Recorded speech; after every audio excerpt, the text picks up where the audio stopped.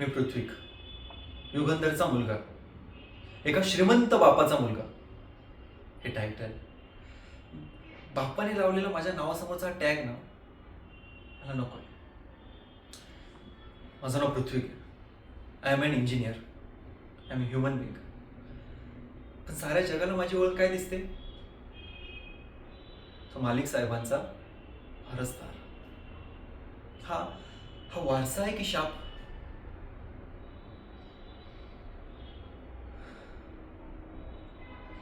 ही हवेली, हा पसारा, अब्जवधींचा टर्नओव्हर, ही माझ्या आयुष्यातील सर्वात मोठी तुरुंग आहे. माझ्या बापाने एवढी मोठी भिंत उभी केली की त्या भिंतीआड मी माझ्या स्वतःच्या श्वासालाच विसरून गेलो. नेहमी कंपनी, मीटिंग्स, डील, सिल्क या सगळ्यांसाठी त्यांच्याकडे वेळ, पण माझ्यासाठी, आईसाठी, आमच्यासाठी कधीच वेळ नव्हता आणि कधी नसणारी आहे.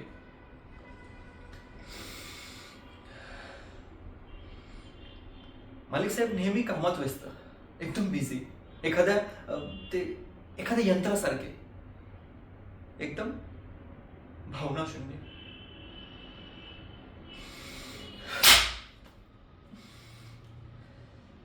आई ती गेली त्यावेळेस साहेब त्यांच्या एका अत्यंत महत्वाच्या मीटिंग मध्ये अडकलेले होते. तेव्हाही त्यांना बिझनेसच महत्वाचा होता आणि आताही तोच आहे. मला आठवतंय आईचा शेवटचा श्वास तो सुद्धा ऐकला नाही त्यांनी.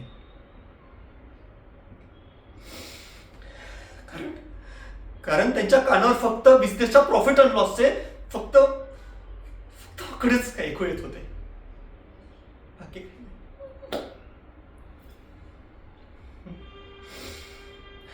आणि आता हेच येऊन मला सांगतात की आईचं स्वप्न होतं की तू हा बिझनेस सांभाळावास. आईचं स्वप्न? माझ्या वडिलांनी माझ्या आईला मारलंय, तिच्या स्वप्नांना मारलंय, तिच्या स्वप्नांना यांच्या बिझनेसच्या ढिगाऱ्याखाली असं ढकलून दिलंय.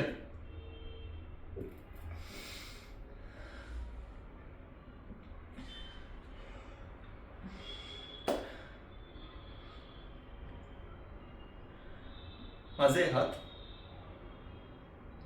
हे हात मी सेलच्या फाईल्स हाताळायला नाही बनवले. माझा स्वतःचा कॅनव्हास आहे, स्वतःचा स्टुडिओ आहे. मला स्वतःला काहीतरी नाव करायचंय. युगंधरचा मुलगा म्हणून नाही, तर स्वतःची ओळख निर्माण करायची. मला माझ्या बापाच्या छायेत वाटणारा छोटासा वटवृक्ष नाही व्हायचं. मला माझा स्वतःचा झिरो पासून सुरू झालेला प्रवास बघायचा आहे.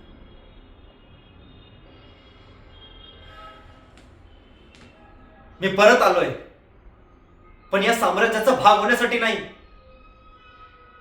तर त्यांच्या विरुद्ध बंड करण्यासाठी. मी त्यांना दाखवून देईन की सत्ता आणि पैसा हेच आयुष्याचं अंतिम सत्य नसतं.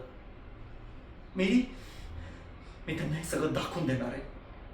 मी इथंच राहीन, या हवेलीतच, पण त्यांच्या नियमानुसार नाही, तर माझ्या. मी पृथ्वीक, युगंधरचा मुलगा नाही, तर मी माझी स्वतःची वेगळी स्टोरी लिहिली. मी